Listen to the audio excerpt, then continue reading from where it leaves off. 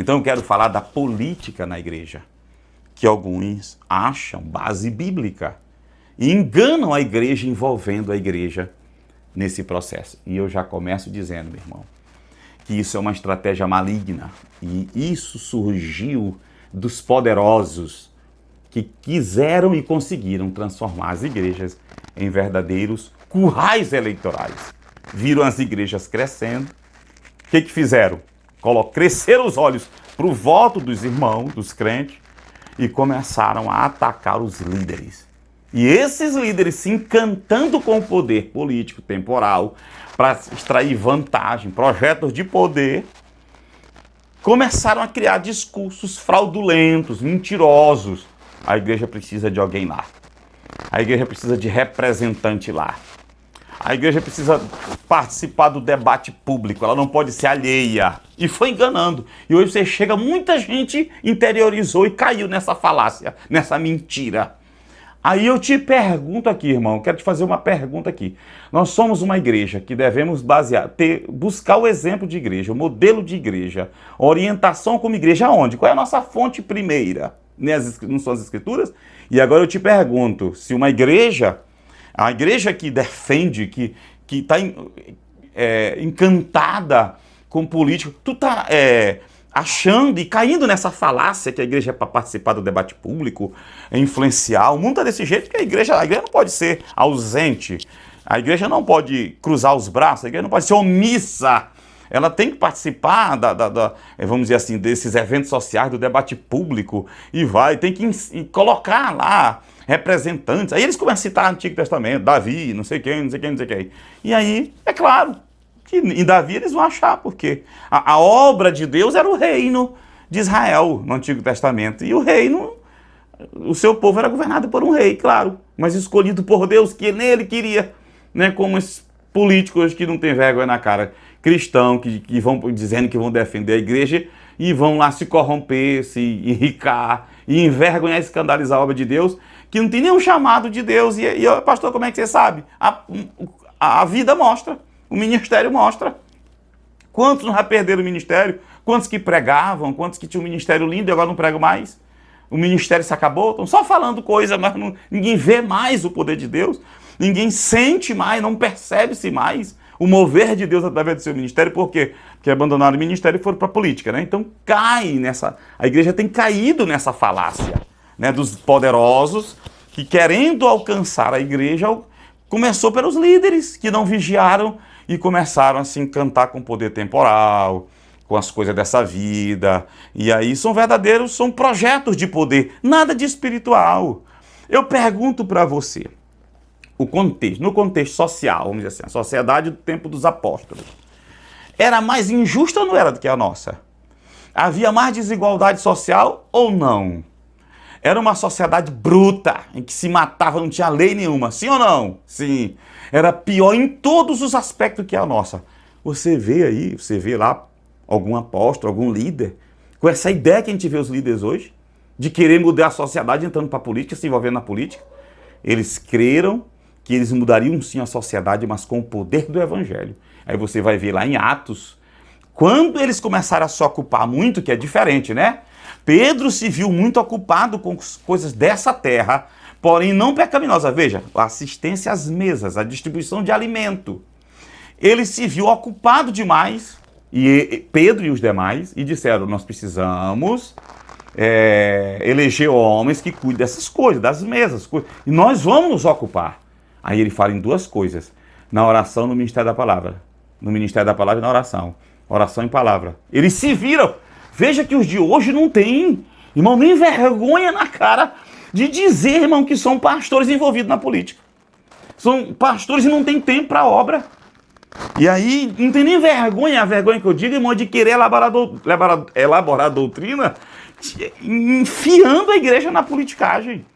Então aqueles apóstolos disseram, olha, esse negócio aqui de servir as mesas está tirando nosso tempo. Nós vamos nos dedicar ao ministério da palavra e oração. Eles entendiam que eles iam mudar o mundo não se envolvendo. Por que não surgiu nenhum projeto, irmão, político? Irmão, nós temos que fazer alguma coisa. E veja que esse projeto estava no coração deles antes deles se envolverem com Jesus, entenderem o propósito de Jesus aqui na terra, Eles se envolveram nessa ideia política que os pastores estão hoje, porque abandonaram a visão do Senhor, caíram, se desviaram do propósito de Deus. E eles estão como os apóstolos eram antes de entenderem o chamado deles. Você vê que, olha, preste atenção, eles viviam alimentando a ideia que Jesus seria um líder político, que Jesus viria para libertar-nos do jugo de Roma, para expulsar os romanos e devolver o reino a Israel. Isso é política. E é o que acontece hoje. Eles se envolvem, querendo dizer, agora é Bolsonaro, o presidente, né? Mas eles são assim, eles são oportunistas. Estão aqui hoje, amanhã se o presidente se envolver em alguma coisa, cair, assumir outro, eles já estão com esse outro, cantando a mesma cantiga do outro. São oportunistas, não tem princípio, não tem direcionamento, não tem verdade na coisa, não tem, irmão. Então veja, eles alimentavam essa ideia política. E Jesus disse, não, meu reino é aí. Está dentro de vocês. Eu quero mudar isso. Eu quero mudar vocês e vocês mudam o mundo. Isso é história de mudar a política. Olha, irmão, João 6, eu vou ler aqui, João 6,14 e em diante aqui um pouquinho esse texto para você ver aqui, ó. E vou colocar aí, ó. Depois de Jesus ter multiplicado os pães, ó. Vendo, pois, aqueles homens o milagre que Jesus tinha feito, diziam, este é verdadeiramente o profeta que devia vir ao mundo. Sabendo, pois, Jesus que haviam de vir arrebatá-lo, para o fazerem rei, tornou a retirar-se ele só para o monte. É a ideia de hoje. Querer enfiar a igreja lá, a igreja é corpo de quem? Não é de Cristo? Estão querendo fazer a força Jesus rei político. Jesus não tem nada a ver com isso, irmão. Ele veio aqui, ele quer mudar sim a sociedade, mas pelo poder do evangelho. O que ele quer, o que adianta, irmão, tá aí a Europa. Eu não estou falando agora depois da guerra, essas crises agora, mas a Europa com uma economia equilibrada. A Europa, irmão, país desenvolvido aí, economia equilibrada, segurança pública, saúde, saneamento básico, tudo top. E o povo abandonando o evangelho. Os templos se fechando, templos enormes virando museus, como acontece na Europa. Cristo não quer isso, irmão. Tá entendendo? Então isso é falácia. E eu tenho 47 anos de idade. Irmão, eu tenho mais de 20 anos que aceitei a Jesus. Irmão, faz muito tempo que eu ouço falar dessa história de botar homem lá para nos representar a igreja. Irmão, e o que mudou de lá para cá? Sabe o que eu tenho visto? Escândalos, a situação só piorando. Como Deus não está nesse negócio, quando são homens de Deus, usados por Deus, mas se deixam levar pelo engano. Quando chegam lá, não tem a proteção de Deus, não tem a aprovação de Deus, foram onde Deus não os enviou e começa a gerar escândalo e não tem mudança nenhuma. Sabe onde se deu a mudança? Dentro da igreja, que se corrompeu, congregações, e eu não falo a igreja de Cristo, porque as luzes, as tochas de alguns ainda estão acesas que não concordam com essas coisas e estão lutando, orando para Deus libertar a igreja dessas coisas, esses líderes. Então, o que se vê, irmão? Muda nada. Eles entram, se filiam a partidos, e aí quando chega lá filiados a partido, o partido vai votar alguma coisa, não tem posicionamento, vota junto. Irmão, aprova-se tudo que os poderosos querem. São irmãos. Irmão, vai ter um projeto aí para aumentar a conta de luz. Não, aí vem lá a conversa. Não, é porque não sei o quê, porque não sei o quê. Aprova. Irmão, não sei o quê da reforma da Previdência, que arrebentou com o povo brasileiro, estão tudo lá assinando.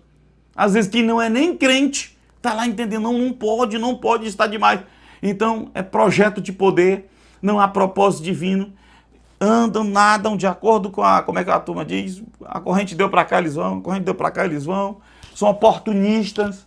E o pior, se envolvendo em escândalo. Hoje é o quê? 13 de março de 2022. Hoje eu estava aqui, minha filha botou aqui, no jornal aqui, na internet, um jornal de ontem. Ela pegou hoje para assistir, está lá. 3 pessoas aqui, 3 deputados do Maranhão sendo investigados, e um deles é pastor, investigado por fraude. Eu não estou dizendo que é verdade, mas é só o que se ouve.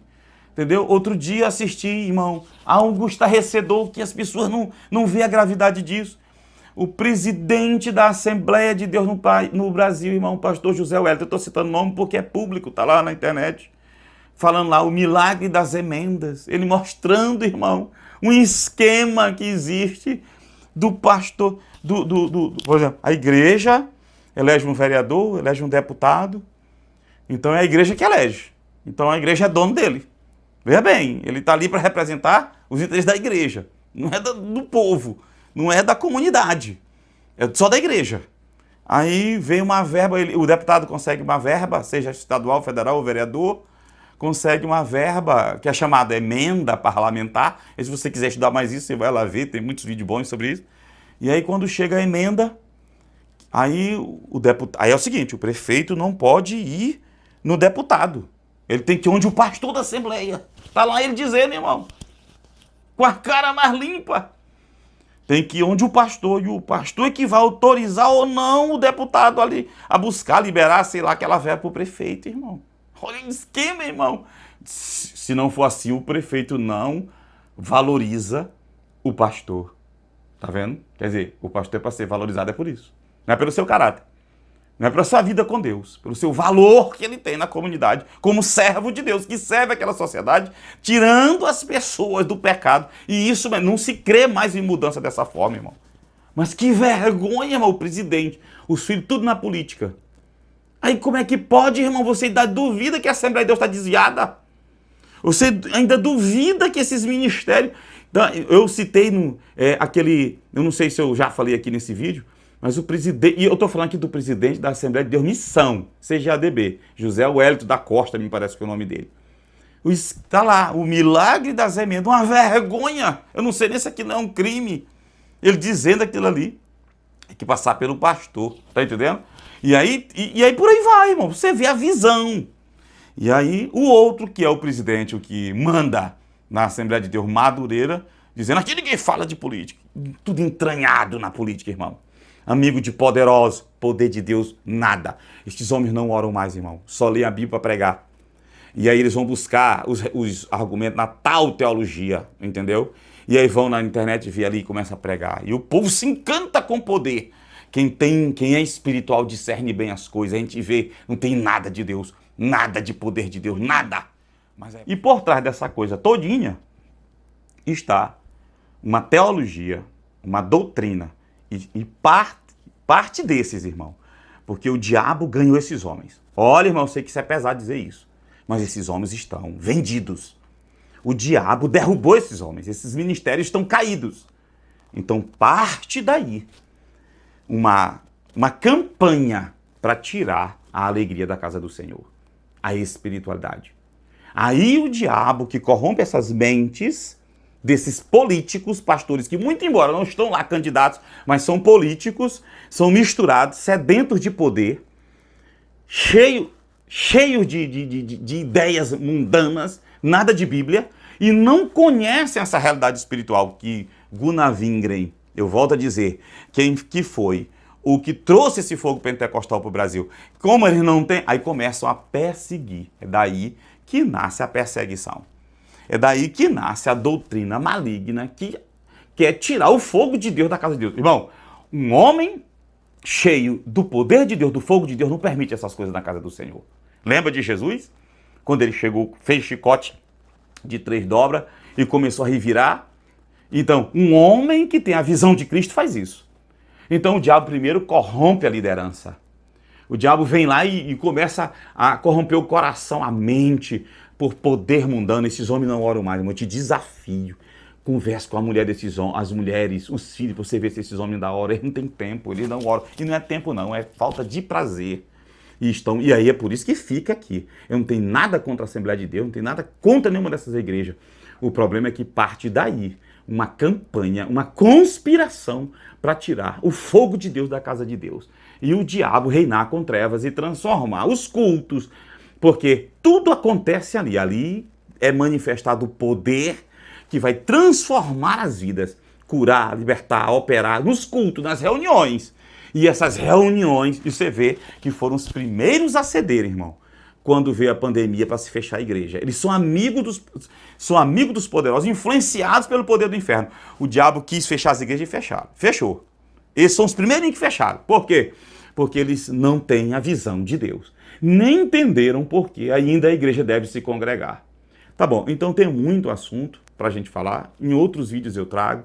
A gente fica por aqui, meus vídeos não tem homilética, não tem muita... Eu falo aquilo que Deus tem me mostrado e é um brado meu que flui do meu coração, meu que eu digo da minha boca, mas entendo, eu penso, eu tenho convicção que vem do Senhor. Contra essas coisas na igreja. Não aceitam o fogo de Deus, o poder de Deus, mas aceitam o poder temporal. Controlam a igreja. E era uma das coisas que Gunnar Wingren dizia, que a igreja não pode ser controlada por homens, governada por homens, mas governada pelo Espírito de Deus. Fica na paz.